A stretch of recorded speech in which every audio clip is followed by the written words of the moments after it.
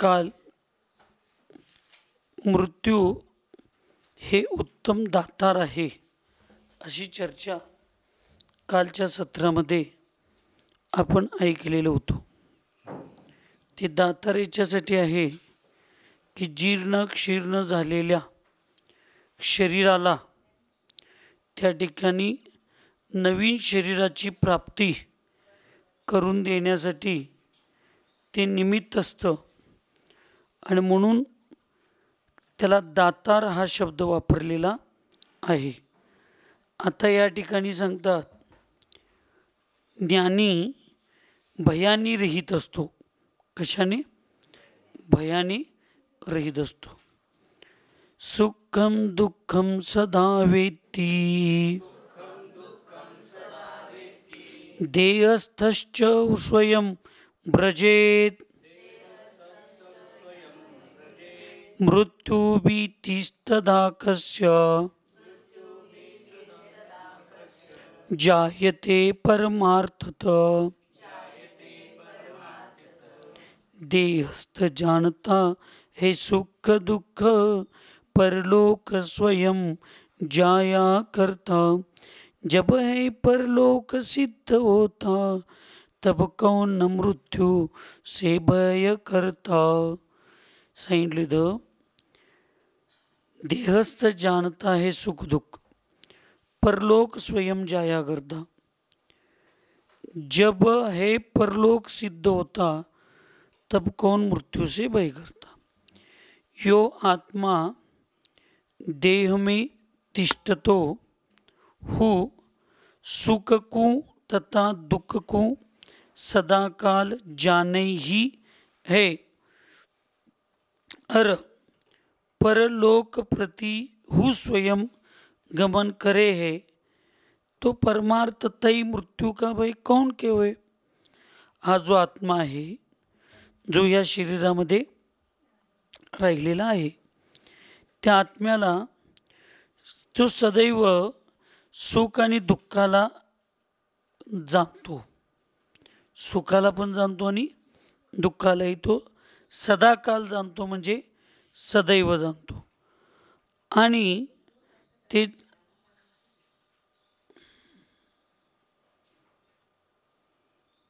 सदा काळ जाणल्यानंतर त्यालाही माहिती आहे कधी ना कधी तर परलोकामध्ये गमन करायचं आहे. ज्ञानी असू दे अज्ञानी असू दे सम्यक दृष्टी असू दे मिथ्यादृष्टी असू दे त्या सर्वांना माहिती आहे. सरल सागरजी महाराज त्या सर्वांना माहिती आहे मृत्यू अटळ आहे. काय माहीत नाही? कुठलाही दर्शनवाला असू दे त्या सगळ्यांना माहिती आहे मृत्यू अटळ आहे. आणि तो मृत्यू अटळ असल्याचं कारण या ठिकाणी फक्त फरक एवढाच आहे की काही लोक हे मानतात की मला पुढल्या पर्यायात कुठं ना कुठं तर जन्म घ्यायचा आहे. काही लोक म्हणतात शरीर भस्मीभूत झालं की जीवन भस्मीभूत झालं त्यामुळं पुनर्जन्म नाही. काही पुनर्जन्म मानतात, काही स्वर्गाला मोक्ष मानतात, काही पण मृत्यू हा सगळीजण मानतात. त्याच्या पुढं परत जन्म आहे जन्म नाही, तो असा आहे तो तसा आहे तो नाहीच, ह्याच्यात मतभेद असू शकतील प्रत्येक संप्रदायामध्ये. पण मृत्यू आहे किंवा नाही ह्याच्यात काय मतभेद आहे काय कुणाचं? प्रत्येकजण मृत्यूला ह्यो स्वीकारलेला आहे, तो मानतो. म्हणून कधी ना कधी तर त्याचं गमन होणारच आहे हे ज्यानं स्वीकारलेलं आहे अशा सम्यक दृष्टी म्हणजे सम्यक ज्ञानी जीव परमार्थते म्हणजे वास्तविक मृत्यू का भय कौन केवय. कशाला मृत्यूपासून भय करतात? ते मृत्यूपासून भय करण्याची आवश्यकता त्याला नाही. एवढ्यासाठी नाही कारण ते अटळ आहे त्याला माहिती आहे. फक्त ते उद्याचं आज किंवा आजचं काल म्हणजे एक दिवस दोन दिवस अगोदर पुढं आयुकर्म पुढं कधी जात नाही एक समयसुद्धा. हा नियम सगळ्यांनी लक्षात ठेवला पाहिजे. आपण कितीही चांगलं चिकित्सालय काढा, आपण कितीही चांगले डॉक्टर्स ठेवा, त्याच्यामध्ये तुमच्या आणि आमच्या हातामध्ये कविता काकी अकाल मृत्यू रोखण्याची क्षमता आहे. काय? अकाल मृत्यू. आयुकर्म संपायच्या अगोदर जो अकाल मृत्यू होतो ते थांबवण्याची क्षमता त्या हॉस्पिटलच्या माध्यमातून, चिकित्सालयाच्या माध्यमातून, वैद्यांच्या माध्यमातून होऊ शकते. परंतु मृत्यूला, आयुकर्माला एक समयसुद्धा आम्ही वाढवू शकत नाही.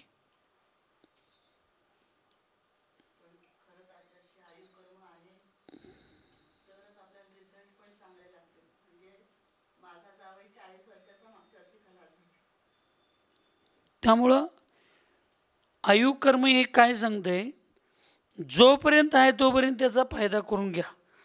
आयुकर्माला तरुण, बालक, वयोवृद्ध, श्रीमंत, गरीब, ज्ञानी, अज्ञानी, साधू, असाधू ह्या कुठल्याही व्यवस्थेचा त्याच्याशी काही संबंध नाही. ज्याचं नाव नंबर आलेला आहे त्याला तो घेऊन जातो. त्याच्याशी म्हणजे प्रामाणिकपणा कर्म एवढा दुसरा कोणाकडेही नाही. मग कधी ना कधी तर आपल्याला जायचंच आहे. तर जे आत्ता जसं काकी म्हटल्या 40 वर्षाच्या तारुण्यावस्थेत त्यांचे जावई गेले. आपण ते बघितल्यानंतर आपल्या लक्षात यायला पाहिजे, हे आपण किमान स्वतःला एवढं पुण्य समजलं पाहिजे की आम्ही त्यापेक्षा जास्त जगलो. आता अजून पण जगत आहे, पुढं किती जगणार आहे माहीत. आता ती कसं जगायला पाहिजे, ते कसं जगायला पाहिजे. कारण आपल्या नजरेसमोर लहान वयात मेलेली पण लोक आहेत, तरुणपणात मृत्यूला सामोरे गेलेली लोक आहेत, वयोवृद्ध लोक मृत्यूला. सकाळी कोणतर त्या बारामतीचे काकी आलत्या ज्या दीक्षा घेणार आहेत. श्रुतमती माताजींच्या निमित्ताने आम्हाला ह्या मार्गातला म्हणजे प्रथम चरण आम्हाला मिळालं. म्हणून माझ्या दीक्षा एप्रिल मे मध्ये होण्याची शक्यता आहे. म्हणून माताजींचा आशीर्वाद घ्यावा. शिबिरामध्ये बाहुबलीच्या तुमच्याकडून प्रतिमा आणि अनुरत हे सगळं आम्ही समजावून घेतलो. त्यामुळे तुमच्याकडून तुमचेही उपकार माझ्या मोक्षमार्गाला आहेत. म्हणून तुमचंही आशीर्वाद घ्यावं, दर्शन घ्यावं म्हणून आलोय. असं सकाळी एक आहारानंतर काकी बारामतीच्या आलत्या. त्यांनी सांगितल्या शिखरजीमध्ये, सम्यक शिखरजीमध्ये, तीर्थराज सम्यक शिखरजीमध्ये एक माताजी आहेत की ती 102 काय 97 काय तर असं सांगितलं मला, 102 वर्षाच्या शुभमती माताजी असं काहीतरी त्यांचं नाव आहे. आणि 102 वय असून अजून त्या दीक्षा देतात. म्हणजे त्याने देतात. आणि त्यांच्या या सिनियर आई 102 वर्षाच्या आहेत. त्या 102 वर्षाच्या माताजी अजून एवढं वय झाल्यानंतर सुद्धा संघामध्ये एक आरिका व्रताचं पालन करतात. हे एक आयुकर्म. आणि 5-10 वर्षामध्ये 1-2 वर्षामध्ये आयुकर्म संपुष्टात आलेली लहान मुलं 25 ते 40-45 वर्षाच्या तारुण्यावस्थेमध्ये, यौवनावस्थेमध्ये मृत्यूला सामोरे जाणारी लोक आणि 60-70-75 वर्षाच्या मध्ये वृद्धापकाळाची सुरुवात होते, तिथं मृत्यूला जाणारे लोक, ह्या सगळ्यांचे मृत्यू आमच्या समोर आहेत. पण आम्ही कधी असं समजलो का की माझ्यापेक्षा लहान असणारी लोक मेली, मला अजून मी जिवंत आहे, म्हणजे पूर्वी केलेलं पुण्य कुठतर अजून माझ्याकडं शिल्लक आहे आणि पुढं किती दिवस जगणार आहे मला माहीत नाही, पण जेवढं राहिलंय तेवढं मला आता व्यवस्थित राहायला पाहिजे, असं कोण म्हणतोय का? कोण जीवनात विचार करतोय का? अरे भगवंत सन्मती सागरजी महाराज एक वाक्य कायम सांगत होते, गये सो गये, रहे सो सुधारू. गेलेले जाऊ दे, आता गेलेले काय आमच्या हातात परत येणार नाही. किती पश्चाताप केलो म्हणून काय केलेलं कर्म बदलणार नाही, दिवस बदलणार नाहीत, काही बदलणार नाही. गये सो गये, गेलेलं जाऊ दे, रहे सो सुधारू. राहिलेलं तर आता आम्हाला आमच्यात परिवर्तन करून जगायला पाहिजे. मी एक कायम 5 गोष्टी सांगतोय, कायम माझ्या जीवनात सगळ्यांना, तरुण मुलांना, साधूंना, सगळ्यांना. काय आहेत त्या 5 वस्तू? धनुष्यातून सुटलेला बाण, तोंडातून गेलेला शब्द, शरीरातून सुटलेला प्राण, समाजातून गेलेली किंमत आणि आयुष्यातून गेलेली वेळ. या 5 गोष्टी संपूर्ण विश्वाची संपत्ती जरी दिली तरी ती परत येऊ शकत नाही. हा नियम आहे, हा कायदा आहे, आणि म्हणून ह्या गोष्टी आमच्या लक्षात आल्या पाहिजेत की या 5 गोष्टी कधीही बदलणार नाही. शरीरातून गेलेला प्राण कधी परत येणार आहे का? ठीक आहे, आता हिंदू धर्मातल्या कथा, कोण सती सावित्रीनं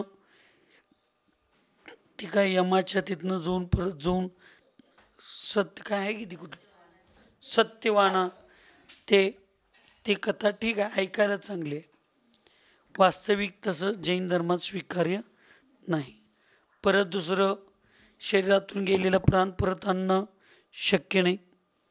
दुसरं, तोंडातून गेलेला शब्द परत येणार नाही. क्षमा मागितले दुःख कमी होईल, हृदयावर लागलेले घाव कधी कमी होणार नाहीत. झालेले ते कधी ना कधी तर ते जाणवतंय. ती मला तसं म्हटली होती, तो मला तसं म्हटला होता. विसरलेला असलं तरी ती व्यक्ती समोर आली की तो शब्द, राग द्वेष होईल याची काही गॅरंटी नाही, होईल पण नाही, पण मनात एक सेकंद असं येऊन जातंय, तो मला तसं म्हटला होता. धनुष्यातून सुटलेला बाण 3 काळात परत येऊ शकत नाही. धनुष्याला लावलेला बाण परत जाऊ शकतो म्यानमध्ये, पण सुटलेला बाण परत येणं शक्य नाही. समाजातून गेलेली किंमत परत आणता येत नाही. आमच्या आचार्यशी एका गावचं काल्पनिक आहे काय सत्य आहे, गुरूंच्या वचनामध्ये आम्हाला ते फार समजावून घेण्याची काही गरज नसते. गुरूंचं वचन असते ते आमच्या स्थिरतेसाठी असतं. एका परिवाराला कायम चड्डीवाले असं आडनाव पडलं होतं, टोपण नाव चड्डीवाले. मग ते आता जुन्या पिढीला ठीक आहे, आता हे सुशांतसारख्या शिकलेल्या पिढीला दे चड्डीवाल्याचं पोरगं म्हणल्यावर दे. मनात कसं तर वाटायला लागलं. तो घरात येऊन दंगा केला. मग आता आपल्यात निर्णय घेण्याची क्षमता, अधिकार 2च लोकांना आहे जैन धर्मात. एक मठाधिपती भट्टारक महाराज किंवा एक आचार्य महाराज. आचार्यांच्या मर्यादेतल्या गोष्टी आचार्य महाराज निर्णय आदेश देऊ शकतील, त्यांच्या मर्यादेत नसलेल्या गोष्टींचा आदेश हे मठाधिपती भट्टारक देऊ शकतात. मग त्यांनी गेले म्हणा नानीच्या भट्टारकांच्याकडं आणि म्हटले, आमचं पोरगं दंगा करायला लागले, ते आम्हाला चिड्डीवाले सगळे म्हणतात आणि मग ते बदलायला पाहिजे, आता आम्हाला ते नाव बंद करायचं आहे. मग नानीच्या भट्टारकांनी सांगितलं, सगळ्या समाजाला गावाला जेवण ठेवा, विधान करा. विधान कशासाठी करायला लागलाय, तर इथून पुढं आम्हाला चड्डीवाले म्हणायचं नाही, याच्यासाठी विधान ठेवल्याने जेवणाचा कार्यक्रम ठेवला आहे. मग तिने अगदी मोठ्या प्रमाणात चांगलं जेवण, चांगलं विधान सगळं अगदी चांगल्या पद्धतीने केलं. सगळी लोक आली, विधानात बसली, आरतीत आनंद घेतला, जेवल्याने चालली. जेवून जाणाऱ्या लोकांना ती बाकीची बाहेरची लोक म्हणणार, कुठे गेलता, कुठून आला, ती चड्डीवाल्यांनी जेवण ठेवलं होतं तिथं जेवून आलो. आता जेवण कशासाठी होतं, चड्डीवाले म्हणायचं नाही म्हणून जेवण होतं. आणि जेवून गेल्यावर लोक काय सांगायला लागली, चड्डीवाल्यांच्यात जेवण. एकदा कानफाट्या नाव पडलं, एकदा आपल्या समाजात किंवा जगामध्ये एकदा आपलं, तुम्ही कोणी असं काहीही समजू नका, लक्षात ठेवा. म्हणजे इथं अन्यथा कोण घ्यायचं नाही. आपण परिस्थितीला हाताळण्यापेक्षा परिस्थितीवश होऊन धर्म बदलण्याचे नियम करतो. ह्याचा मला अनुभव 4 वर्षाच्या पूर्वी, 4-5 वर्षापूर्वी एका गावात चातुर्मास करताना आला.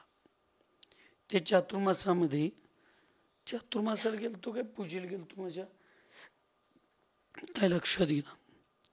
त्या गावात आता जी माणसं आहेत ती 60-65-70 वर्षाची आहेत.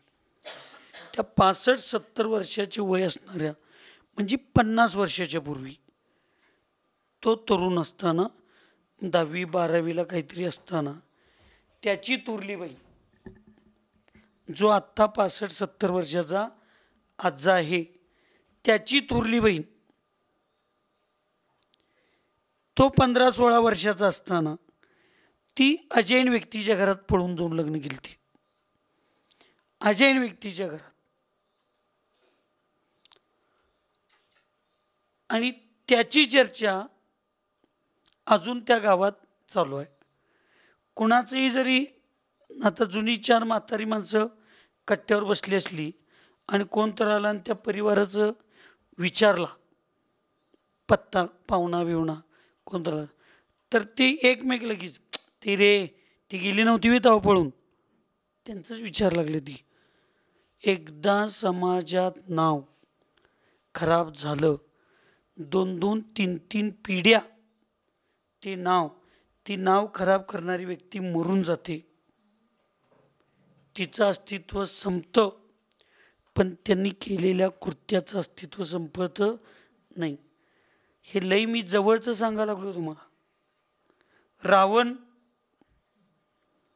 मुनी सुरतनाथ भगवंतांच्या काळात झालेला, अजून त्याचं कर्तृत्व तो पुसलाय.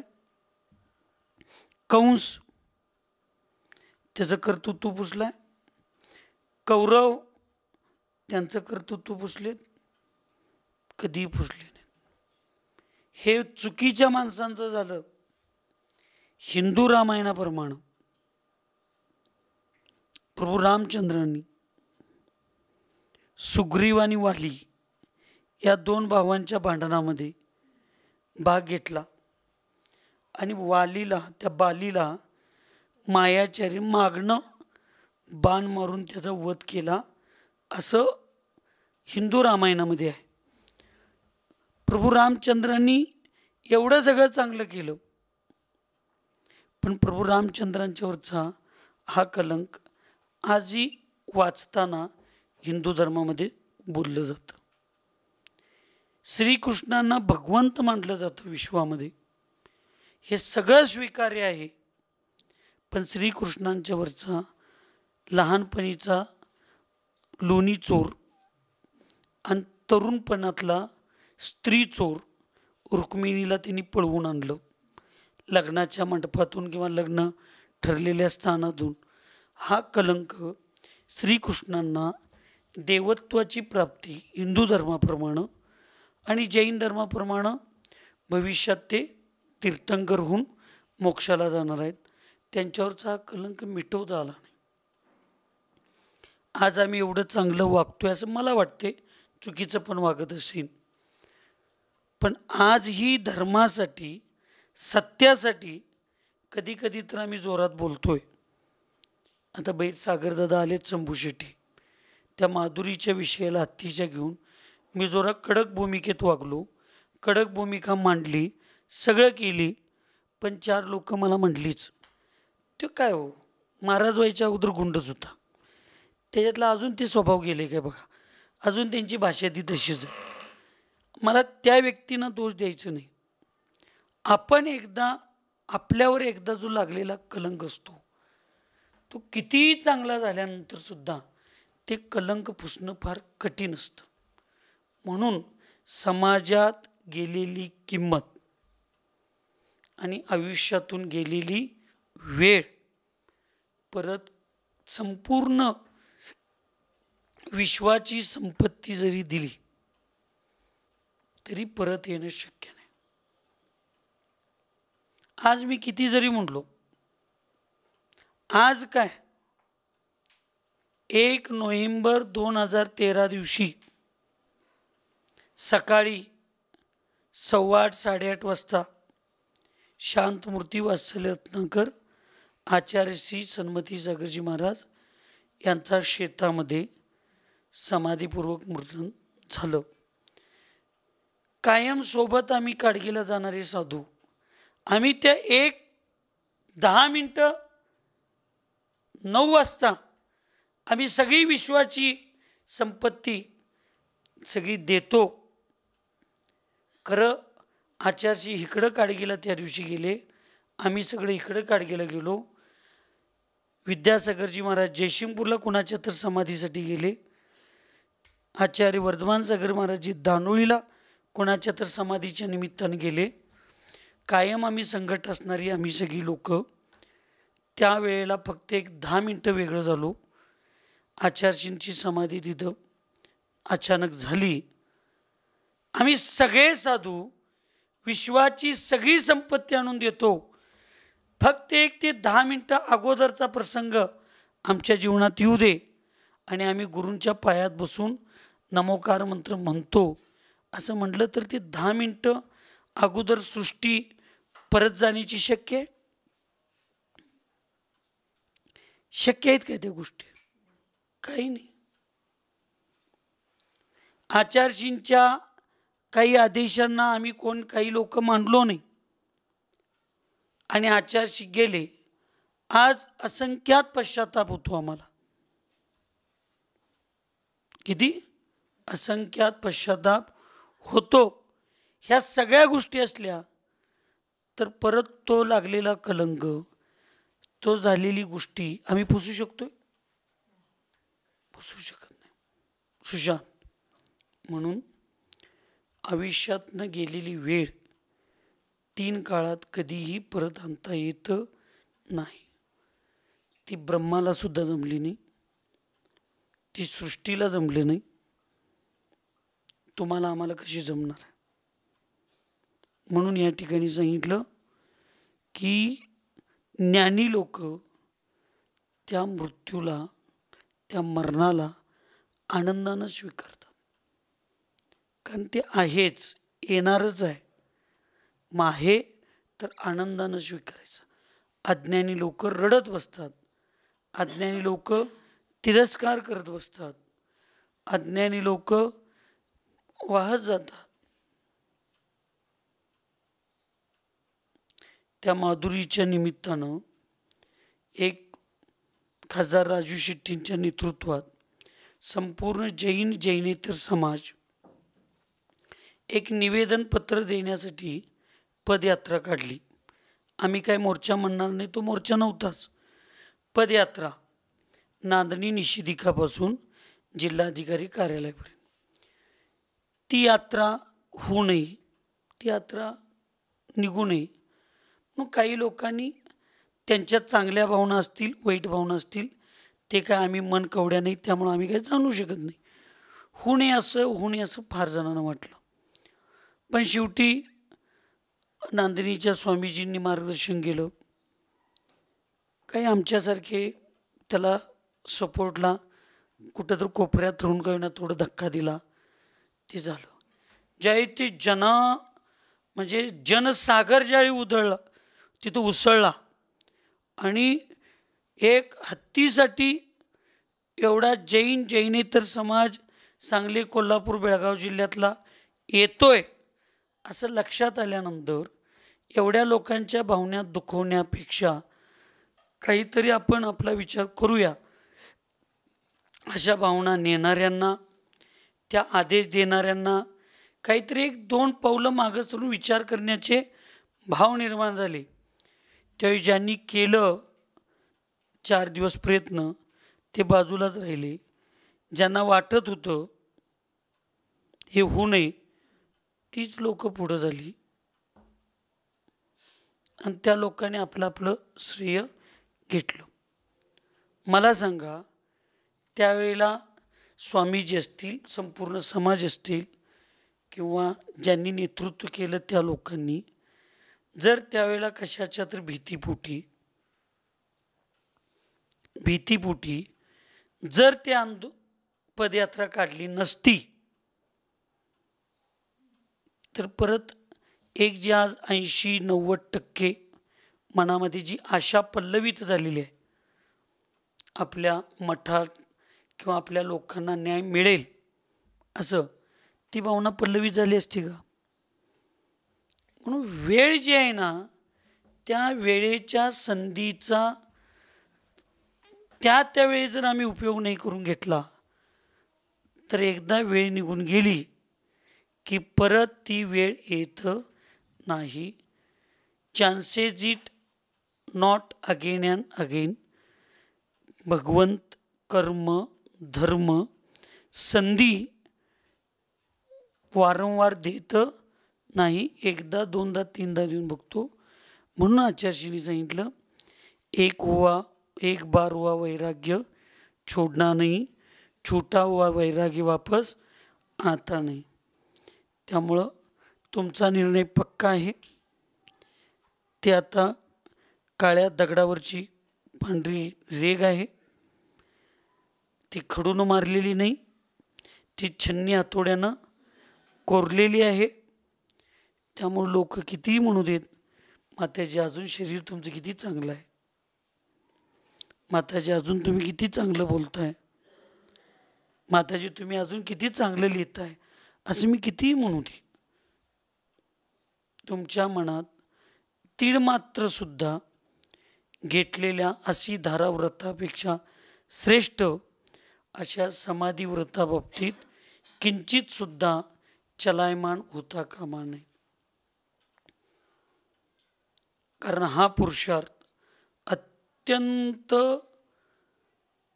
स्तुतनीय, वंदनीय, प्रशंसनीय.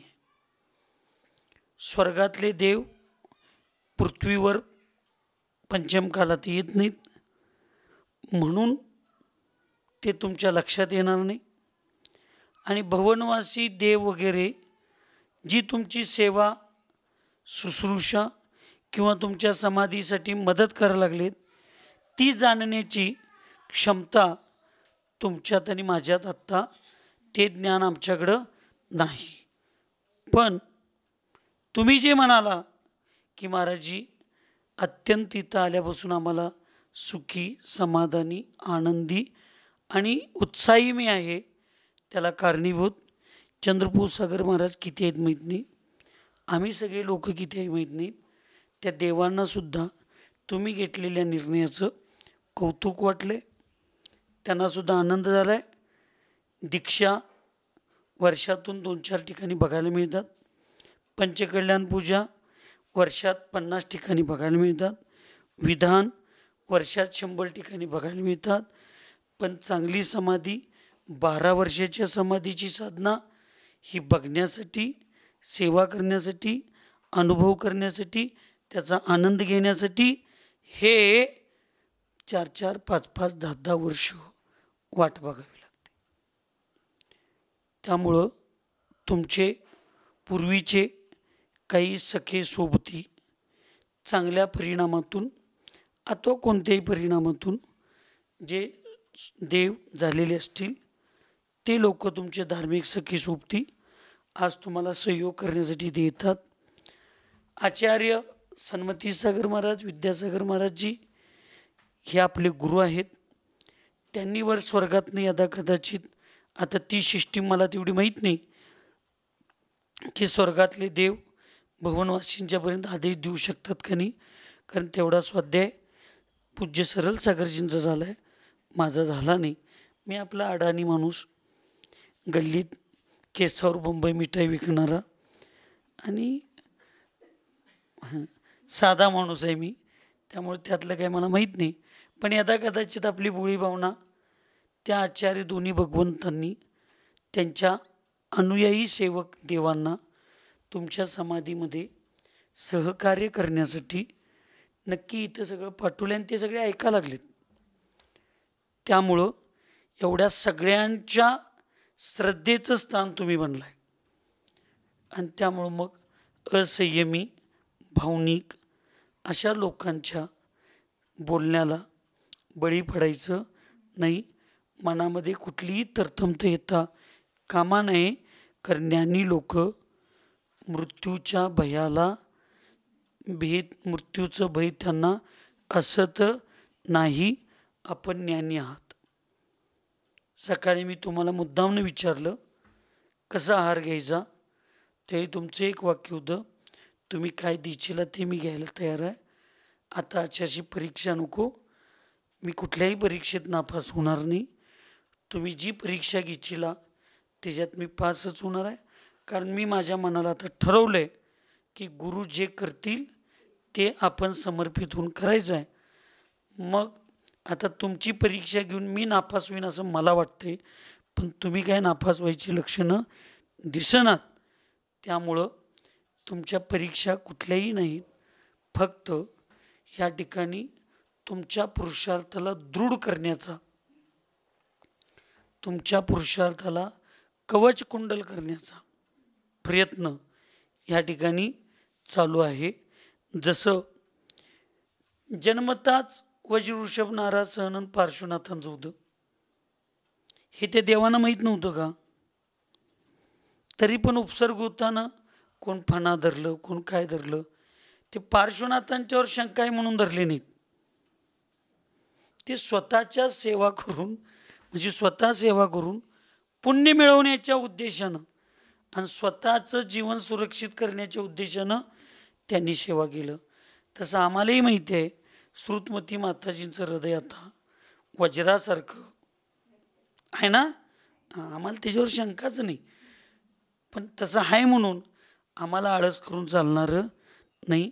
आम्हाला तुमची सेवा, तुम्हाला मार्गदर्शन, तुमच्या या सगळ्या व्यवस्था करून आम्हाला जरा कुठंतरी पुण्य संपादन करून तुमच्यासारखं आमचं पण वज्रासारखं हृदय होऊन घेतलेल्या निर्णयामध्ये ठाम राहण्यासाठी न भीता न डगमगता हे व्हावं म्हणून या सगळ्या व्यवस्था चालू आहेत. त्यामुळं मग आता भगवंतांची परीक्षा घेण्याची योग्यता देवांच्यात आहे का? नाही. तसं तुमच्यासारख्या समाधी घेतलेल्या शपक राजाची परीक्षा आमच्यासारखी काय सामान्य लोक घेणार? ते काय गुरुगुरायला गुरु असतात सोडा, बरोबर की नाही? नसते ना. कोणतरी एक जण तर मला ओळखलं बाबा, म्हणजे मी गुरुगुरत नाही ते नाही ना. म्हणून इथं सम्यक दृष्टी जीव मृत्यूचं भय कधी मानत नाही. जो अज्ञानी बहिरात्मा है सो तो दये में तिष्ठता हूँ, मैं सुखी हूँ, मैं दुखी हूँ, मैं मरू हूँ, मैं शुदावान हूँ, मैं तृषावान, मेरा नाश हुआ ऐसा मान दे. जे अज्ञानी बहिरात्मा असतात ते या शरीरामध्ये राहिल्यानंतर मै सुखी दुखी, मै रंकराव, मेरे धन गोधन, काय आहे की ते कुठल्या रत्नकंडक सावकाशामध्ये आहे ना, छड आला ते काय बरोबर. ते छड आलात कोण लिवलंय? छड आला करता पंडित दौलतरामजी. आणि तुमच्या छड आलात आहे काही त्याचा आचार्यांचं संदर्भ पण आहे की नाही? हां, म्हणजे अज्ञानी जीव काय करतोय, मी सुखी आहे, मी दुःखी आहे, शरीराचा जन्म, माझा जन्म, शरीराचा मृत्यू, माझा मृत्यू, मी भुकलेला आहे, मी पोट भरलेला आहे, अशा सगळ्या चुकीच्या मान्यतेमध्ये तो असतो. का? बहिरात्मा, बहिरा आत्मा, ज्याला ऐकायला येत नाही त्याला व्यवहारात बहिरा म्हणतात. तसं ज्या आत्म्याला धर्माचं ऐकायला येत नाही तो आत्मा कसला? बहिरा आत्मा, म्हणजे बहिरात्मा म्हणजे मिथ्यादृष्टी. असं एक विनोदात्मक बहिरात्मेची व्याख्या माझ्यासारखा साधा माणूस करतो. त्यामुळं आपल्याला बहिरात्मा व्हायचं नाही, आपल्याला अंतरात्मा. काय अंतरात्माचा अर्थ? जो आत्म्याला, आत्म्याच्या स्वभावाला, आत्म्याच्या स्वरूपाला अंतरंगातनं स्वीकारलेला आहे तो अंतरात्मा. जो आत्मा माझ्यातला आणि सिद्धशिलेतला अंतर जाणून घेऊन ते अंतर दूर करण्यासाठी जो पुरुषार्थ करतो तो अंतरात्मा. मग कोण चाला लागलाय, कोण फास्ट चाललाय, कोण पळा लागलाय, सम्यक दृष्टी जीव बघा लागलाय. प्रतिमाधारी लोक चाला लागलेत, साधू लोक जरा फास्ट चाललेत, आणि चतुर्थ कालातले साधू जे श्रेणी चढतात ते पळा लागलेत. त्यांच्या त्यांच्या स्पीडनुसार, त्यांच्या शक्तीनुसार ते अंतर कमी करण्याचा प्रयत्न करतात. त्याला काय म्हणायचं? अंतर आत्मा. आणि अंतर ज्यानं पूर्ण केलं आणि सर्वोच्च स्थानावर जाऊन बसले ते परमपूज्य परमात्मा. मग आपला हा प्रयत्न कशासाठी आहे? मग आपल्याला काय व्हायला पाहिजे? मग अंतरात्मा झाल्यानंतर कुठलं अंतर कमी केलं पाहिजे? माझ्यातलं आणि सिद्धशिलेतलं. जो क्षेत्रीय अंतर कमी नव्हे, गुणात्मक अंतर जो आहे तो गुणात्मक अंतर कमी करण्याचा प्रयत्न करणं म्हणजे अंतरात्म्याचं ते लक्षण आहे. असा अंतरात्मा सम्यक दृष्टी जीव जो उपजो है सो मरेगा. जो जन्म घेतलाय तो मरणारच आहे. उगवलेला सूर्य मावळणारच आहे. कोण सूर्य उगवल्यावर असं एक भारतातला व्यक्ती दाखवा, हे आज सूर्य उगवला उगवला उगवला म्हणून दंगा करत फिरायला लागलाय. आणि एक भारतातला व्यक्ती असा दाखवा की सूर्य मावळताना आज सूर्य मावळला, आज सूर्य मावळला असं रडणारा एक व्यक्ती आहे? नाही. उगवणारा सूर्य मावळणार आहे, मावळणारा सूर्य उगवणार आहे. ही नियतीचा नियम आहे. तसे जन्म घेतलेला मरणार आहे, मरणारा जन्मणार आहे आमच्या आपल्या अपेक्षेनं. पण मृत्यूवर सुद्धा प्रत्येक व्यक्ती, जन्मणारा व्यक्ती मरतोच हा नियम आहे. पण मरणारा प्रत्येक व्यक्ती जन्मतोच असा नियम नाही. नसेल तर मोक्षाला कोण गेलं नसतं. बरोबर आहे का की चुकीचं आहे? माझं काय तुमचं? जिनवानीचं बरोबर आहे. माझं पण नाही आणि तुमचं पण नाही.